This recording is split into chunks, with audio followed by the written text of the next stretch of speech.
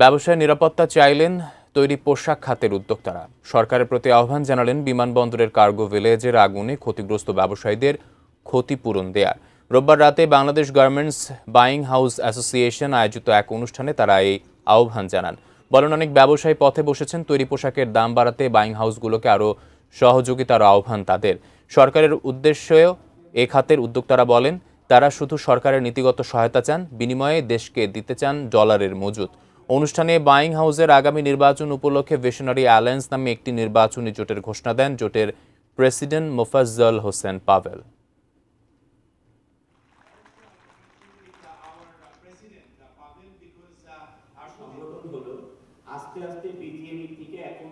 আমরা এই মুহূর্তে যে ক্লান্তি লগ্ন পার করছি ইন্ডাস্ট্রিতে, স্পেশালি আজকে এই ফ্যাক্টরিতে আগুন, কালকে আরেক ফ্যাক্টরিতে আগুন, আপনি দেখেছেন এয়ারপোর্টে যে আগুনের ভয়াবহতার কারণে আমাদের কত এন্টারপ্রেনারের রাস্তায় বসে যাওয়ার অবস্থা হয়ে গেছে। আমাদের প্রত্যেকটা প্রতিষ্ঠানে নিরাপত্তা বৃদ্ধি করা যায়, আমাদের এই এক্সপোর্ট খাতকে কিভাবে ফ্যাসিলিটি দিয়ে যেন আমরা এক্সপোর্ট বাড়াতে পারি। তো এখানে যারা ক্ষতিগ্রস্ত হয়েছেন তাদেরকে কিভাবে একসাথে কাজ করে গভর্নমেন্টের কাছ থেকে ক্ষতিপূরণ নেওয়া যায় তার দিক নির্দেশনা আমরা চাচ্ছি।